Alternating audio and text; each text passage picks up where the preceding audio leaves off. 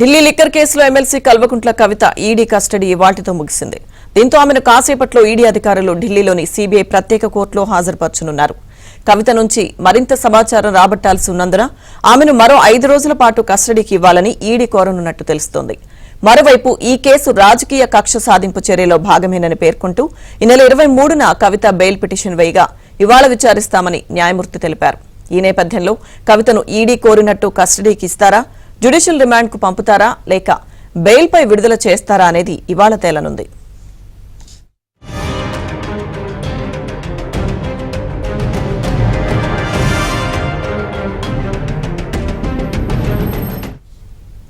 Custody చివరి రోజు కవితపై ED అధికారులు ప్రశ్నల వర్షం కురిపించారు.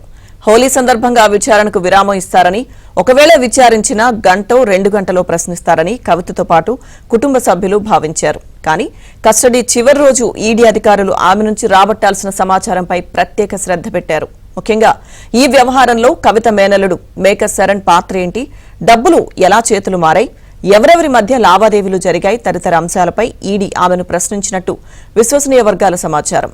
అలాగే కవిత, ఆమె భర్త అనిల్ వ్యక్తిగత సహాయకుల నుంచి స్వాధీనం చేసుకున్న 3 ఫోన్లలోని డేటాను కవిత ముందుంచి ఆ సమాచారం పైన కూడా ప్రశ్నించారని, మద్యం వ్యాపారి సమీర్ మహీంద్ర పాత్రపై ఆరా తీశారని తెలిసింది.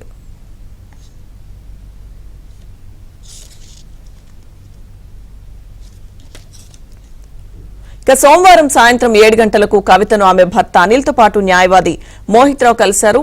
ఇవాళ కోర్టు ముందుకు రానున్న బెయిల్ పిటిషన్పై వారు చర్చించినట్టు తెలిసింది. ఈడీ అధికారులు మళ్లీ కస్టడీ కోరితే ఏం చేయాలి, బెయిల్ నిరాకరిస్తే భవిష్యత్ కార్యాచరణ ఏంటి అనే అంశాలపై చర్చించినట్టుగా సమాచారం.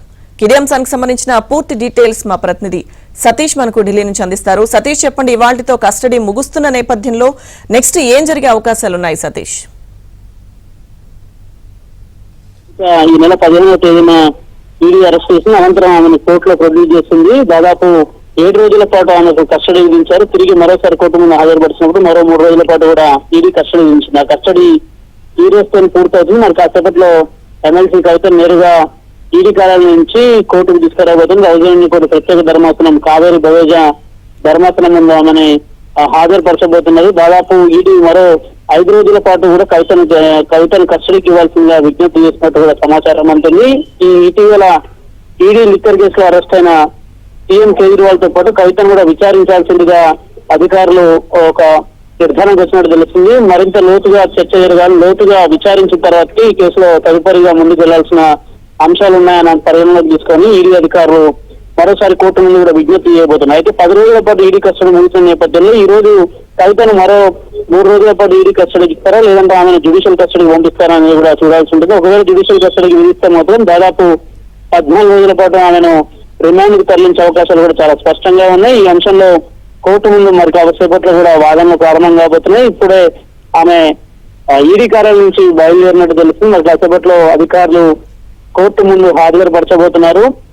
విచారణ దాకా సుదీర్ఘంగా కొనసాగాలంటే మాత్రం ఖచ్చితంగా మరోసారి 3 రోజుల పాటు ఇస్తే మాత్రం కేజ్రీవాల్ తో పాటు కన్ఫ్రంటేషన్ చేయాల్సి ఉంటుంది. కేజ్రీవాల్ ను ఆమెను ఒకే దగ్గర ఉంచి విచారణ చేస్తారు. ఢిల్లీ లిక్కర్ కేసు సంబంధించిన అంశంలో ముందు ఎవరు అప్రోచ్ అయ్యారు, వారి యొక్క అభిప్రాయాలను కూడా తెలుసుకొని కేసును టాలీ చేసే అంశంలో ఉంటుంది. ఇటీవల నలుగురికి సంబంధించి కవితకు సంబంధించిన 4 సహాయకులను కూడా విచారించారు. దాదాపు వారి ఫోన్లను కూడా సీజ్ చేసి ఈడీ అధికారులు ఇటీవల అందులో ఉన్న డేటాను రిట్రీవ్ చేసే ప్రయత్నం చేసినప్పుడు కూడా కాల్ డేట్ చాలా డేటాను డిలీట్ చేసినట్టు కూడా తెలుస్తుంది. ఇది కూడా కోర్టులో అనేక సందర్భాలలో కవిత ఎక్కడ కూడా తమకు సహకరించడం లేదని, కొంతమంది పేర్లు అడిగితే కూడా తెలియదన్న సమాధానం చెప్తున్నారన్న అంశాన్ని కూడా ఈడీ స్పష్టంగా కోర్టు ముందు నేపథ్యంలో ఈ రోజు జరగబోయే వాదనలు కొంత కీలకంగా మారాయి.